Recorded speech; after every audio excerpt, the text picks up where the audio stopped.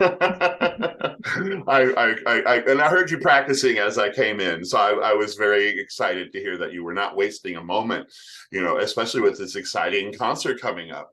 I'm very excited for it at the Domena Center for Classical Music here on 37th Street in New York.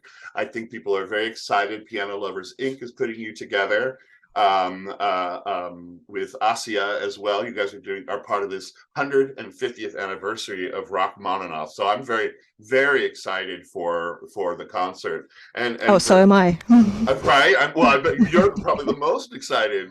But so tell us a little bit about your background and where you come from. All I know about you is that you're a Ukrainian piano superstar who's kind of taken the South by charm and by just pianistic talent. So I'd love to hear a little bit about your background story, how you came to be here now. Well, yes, I was born in Ukraine and I was raised in Ukraine as well.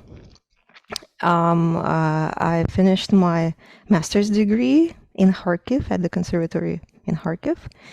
And then I moved to the United States, completing another master's degree actually at the University of Florida, and then proceeding to the University of Miami to study there for my DMA degree with Santiago Rodriguez, who is very well known as a Rachmaninoff interpreter of a very, very high standard. Oh, that's very cool. That's very cool. It's amazing how much great music comes out of Florida. Florida is one of those states where they can say negative things about it and so on and so forth. But the truth of the matter is there are true music lovers in Florida, from the opera to the symphonies. I mean, there's almost an opera and symphony in every major town in Florida. That's correct. So for a pianist like you, there must be lots of venues and recitals wanted and so on and so forth. Is that something that you enjoyed while you were in school? Oh, yes. I've had plenty of opportunities here while I was in school. I still do have plenty of opportunities to play around. One of my highlights when I was younger, when I was in my DMA program, was to come in and practically immediately after months of studying, have an opportunity to play Beethoven's Fourth Concerto with Leon Fleisher conducting it. Wow. Great conductor. What a moment. What a moment, correct. Yes, so immediately as you arrive into an environment like this, you realize that opportunities are there and taking advantage of them is the most exciting part of being there. Well, that's a very real moment, right? That's where it's like, oh my God, okay, I'm really doing this. And that's a moment where the piece can fly out of your head, right? Oh yeah, it was a dream come true. My love for the Fourth Concerto, Beethoven's Fourth Concerto, combined with an opportunity to play with a man who knows that music so intimately and is considered to be one of the best interpreters of that music on piano, now conducting the orchestra and giving you his insights through conducting and through being on stage with you is incredible. Yeah, he would give you just like tradition straight up from the performance practice of probably since Beethoven, right? Because he was very scholarly. Absolutely. And he was very generous with his knowledge. He was very kind and very supporting. I enjoyed that experience thoroughly. It was just a big thrill to do this. Well, he came to I went to music school at Indiana University, and so he came to the music school quite often, and so he was a great figure, great speaker. I just it's like I love working with those kind of people where the wisdom just drips off their fingertips about one bar or what appears to be a coda or a development in a Beethoven piano concerto, which of course are the most fun of Beethoven, right? So that's very cool. Are there other composers? I know we're going to talk about Rachmaninoff, but are there other composers that, like Beethoven, really inspire you? Among my favorites would be Bach and Mozart. Nice. With Bach, I understand the connection can be made immediately between Rachmaninoff and Bach, but it can also be made between Rachmaninoff and Mozart in terms of their melodic development and in terms of their sheer beauty of the music. I've thought that sometimes with Rachmaninoff too. It's just so gentle, and it reminds me of those adagios in the Mozart, where it's all obligato and just like this tranquil, very pastoral. That's cool. Yes, of course, every composer takes something from composers who came before. Right? Yes, and Rachmaninoff combines so many things, so many most wonderful things, most cherished for musicians things in his music. That, yeah, my fascination with his music, of course, is uh, on the utmost level. Yeah, well, of course, he was the mad genius who kind of made the 19th century make sense all of a sudden, because he brought together many forms that were popular, and just made great entertaining music.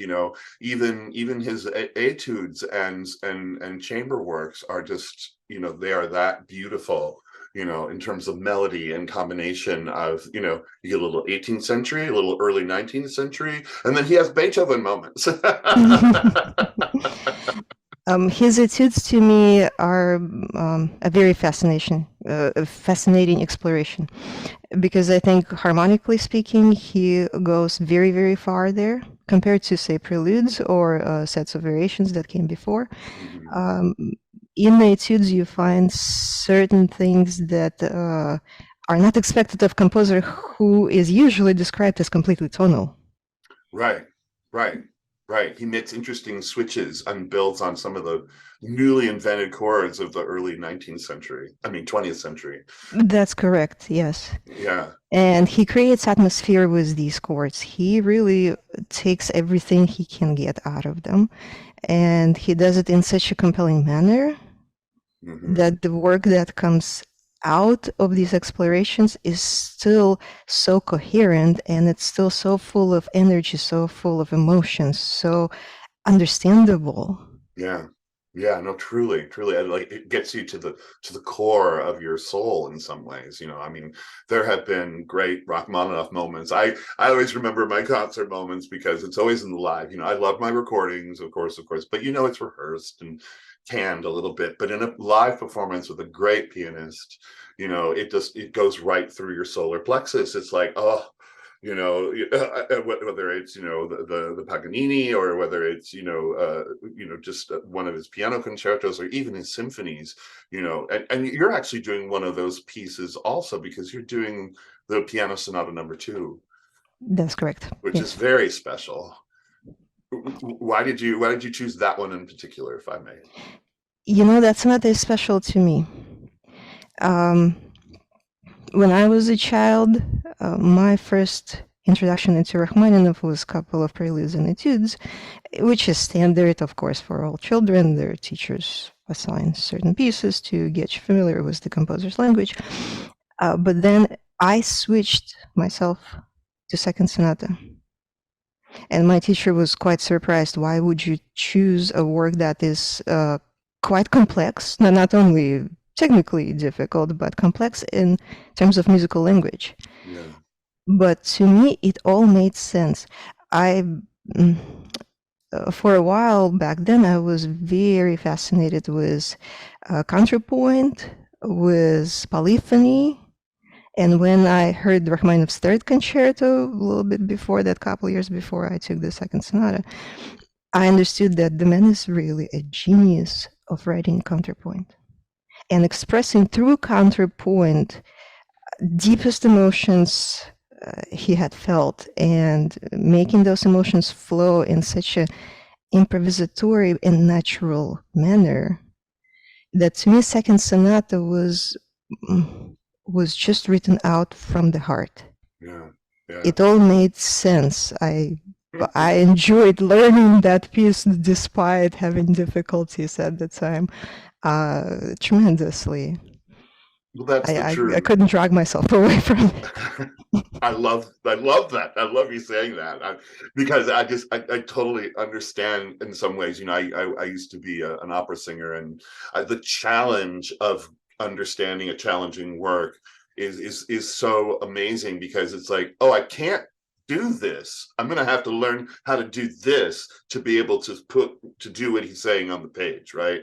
It's like, I don't have that delicate a touch, or I can't do that at that tempo, or and then you realize the things you have to learn, and then that becomes the connection to the piece, right? Because when you heard it, you're like, oh, it sings to my heart, you know. That's me, you know. So you want to recreate you that you find in the piece, you know, and then interpret it, right? Because then after you've mastered it, you get to kind of put your kind of slant on it if you choose, right? Oh, yes, absolutely. And throughout my life, I returned to this piece several times already. Every time I find myself just as fascinated.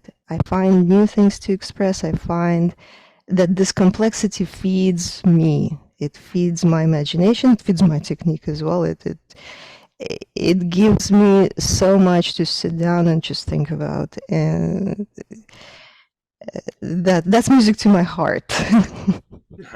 Yeah, right. That's the whole reason. That's the whole reason behind it, you know. And that's what audience members, you know, like me, you know, that's what I hope to see that. I hope to feel that. And you know, usually, you know, you don't know what you never know what you're going to get, but it doesn't matter because live music is the happening. You know, it's as what it was at the time of Rachmaninoff. You know, yeah, maybe a live stream is closer, you know, but to actually feel it, you know, to hear your breath.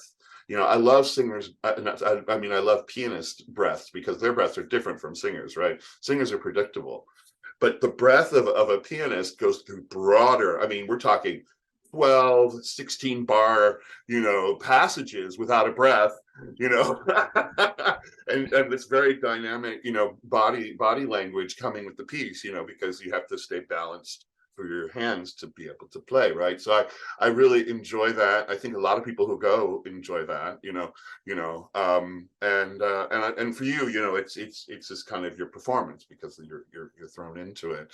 But do you Yes, the think, entire body participates in the process, that's for sure. yeah, right, you know, Yeah, head to toe, you know, that's why your health is so important, you know. it is. It is. You know, I always say, you know, if it's a good musician, they're like an athlete. You know, they have body issues, they have food issues because they need right amount of energy at the right amount of time at the right time. You know, performing in the evenings is always a pain. Like, well, dinner before, dinner after, I need a carb. You know, But there is a certain routine, though. Yes, right, right. developed over years and years of doing this that seem to work best. Can I ask you a personal question about that? Do you like to get there early, or do you like to wait till the last moment? No, I typically like to be there a little bit ahead of time. Right. If I did not get a chance to try the piano, I would love to try the piano and get myself just kind of immersed in the acoustics of the place, in the feel of the place, in the feel of the instrument, and get my imagination ready immediately. Exactly. Oh yeah, totally, totally. I don't Well, like to come on stage and still explore what's happening. That's not right. It's your room, ideal. kind of. You know, it's your room for the night, kind of. You kind of, and you want to feel it out. I think that's great. You know, and you're right. Playing the hall is difficult because you never know. Like, you know, Jessie Norman, a singer I knew, hated air conditioning, and she refused to sing with the air conditioning on. You know, and Lief of Ansnes had the same issue. I think it was Kaufman Center. He was doing, you know, kind of a smaller thing, and he wouldn't go on until they turned the air conditioning off. And we all sweat like pigs, but we didn't care. Well, that's great. What would you say to people about the concert that you want to come? What would you tell them that they will get out of an evening of Rachmaninoff celebration? Well, day actually, right? Well, Rachmaninoff celebration has been going on now for some time, and I think it will extend throughout the entire year. Yeah. Not that popularity of his music has ever declined since it came to attention of broader public. Oh no, So he's like Vivaldi now. Everyone has at least one Rachmaninoff piece in that's America. correct. Well, in my concert, in my program, I've included many pieces that are very familiar to the audience. So as a performer, of course, I had the choice to make. If I go on stage with a program of all Rachmaninoff, what should I do? Do I play an entire opus of works or do I play selections? And I've tried it both ways and discovered that for me, it fits better and it feels better if I do selections that I think are more closer to my heart, first of all, and maybe closer to Rachmaninoff's way of writing music, because as I said already, he has the feel of improvisatory writing. Yeah, he totally It does. has a way of flow from one portion of the piece to the next, and a way of transitioning in between. And also just considering the fact that not all of his opuses were written in the way that they were published. In other words, he may be written a number of works and then published a different number in a different order. So playing an opus entirely of, let's say, etudes of opus 33 or 39 is not necessarily reflecting of Rachmaninoff's flow of thought from one piece to the next. Right. So to me, it made more sense to create my own world. That's cool. So you put your own pieces, you make your own kind of grouping of the etudes. Of etudes, of preludes. I play a couple of transcriptions as well. I begin cool. the program with the 3 pieces out of the Opus 10, which are very, very close to my heart. Yeah. The reason is Rachmaninoff wrote Opus 10 when he was vacationing near Kharkiv in Ukraine in the summer. Oh, okay. And I'm from Kharkiv, and we have a summer house near Kharkiv as well. I'm very well familiar with what the nature around him was at the time, what the feel is, how the air smells. Yeah. And to me, just to know that the composer wrote these works in the places, but potentially maybe possibly looking at the same scenery. Yeah, born and conceived and born and there for the world to enjoy what he enjoyed and play it in music. Oh my gosh, that's crazy. And so these pieces speak to me in many ways. Oh yeah, it's like patria, it's like motherland feelings. I get that too. Yes. There's of course a lot of sadness connected to it right now. Oh, every day I actually take some time to think about people, because I feel that if you live on the planet, you got to think about people suffering. You just have to, wherever they are, earthquakes, war, everyone just needs an emotional send out from your own metaphysical being, Wow. Yes, to me it's very personal, since the area where the summer house is, where I spent many summers, many summers, the area was occupied, and my family hasn't been able to return and survey the damage and see what has happened. So you don't even know what you would be returning to or anything? Yes, we still really don't know if we will be able to come back and see what's happening. The area has been mined. Russians had pulled out of the place, but it's been mined and there's been damage. We know that the houses have been entered and things were turned upside down, but that's about it. Yeah, well, yeah. When morals go out the windows, God knows what happens to the things that are precious to us. I really, my greatest sympathies and prayers to you and your family over that situation. I can't even imagine. I can't. It's been going on now for over a year. Yeah. Well, and from 2014, and 2014 was the first wave of the great distress. I really have followed the story. Like I said, if there's war or suffering going on, I feel it's my duty to put my soul into at least positive thoughts, if not financial, which I seldom have. But the positive thoughts are worth just as much. Support, right. That I have to say, I've received an incredible amount of support from people around me, from people I never knew, and I've been touched very deeply over this past year with how great the support is, and it keeps me going in many ways. But anyway, since my thoughts were turned in that direction towards Ukraine and towards that area, it made sense to me perfectly to have these pieces. Opus to play the pieces that were written there. Yeah, no, totally. No, it's beautiful. And also the sonata, because it was a piece that was challenging you in your youth. It kind of brings back a lot of great memories, and that's correct. Yes. And you'll be able to pour your soul right into this piece, and hopefully your comrades back home will feel it. and understand, she's playing for us. She's playing. I wish, you kind of hope somebody gets on camera or does a FaceTime during the concert, because, even that is very exciting, to just even feel a connection, knowing that they'll know the connection to you that the music has because of your story, right? Well, and we're going to get that story out there now too, because I think that's a beautiful level to add to this concert, through Rachmaninoff and for his 150th birthday. Yeah. Yes. That's pretty Yes, special. it's such an exciting date. Yeah, and his birthday, right? Yes, yes. It's been a couple of years that I've been thinking about this, and I'm sure you have. I mean, I'm sure that once it was booked, it was like, oh my God, I got to work. I have work to do. Work to do. Well, Anastasia, I'm so glad to have met you and had this time to hear about your story and understand, where you're from and how it connects to music, which we brilliantly all understand now, which I think is important for people. Connections are very broken in this digital age, and I think it's really important for us to do that, connecting through music, connecting through stories, why we choose the things we choose, and how we all have hardships in our lives, and we need to be more expressive in sharing them, and not get caught in corners of political whatever.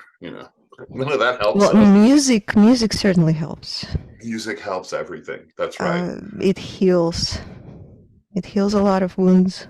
It really does. It saved my life many, many times, and obviously yours as well. Mm-hmm. So I want everyone to come to the Dimena Center for Classical Music at 450 West 37th Street in New York City, presented by Piano Lovers Inc. It's going to be an amazing celebration of Rachmaninoff. So I'm very excited, and I wish you only the best. Toi toi toi, and I hope everyone gets your message. Thank you so much. Thank you for having me today and advertising the concert and such a heartfelt conversation, which I enjoyed thoroughly. Yeah, me too. I really do enjoy hearing the stories.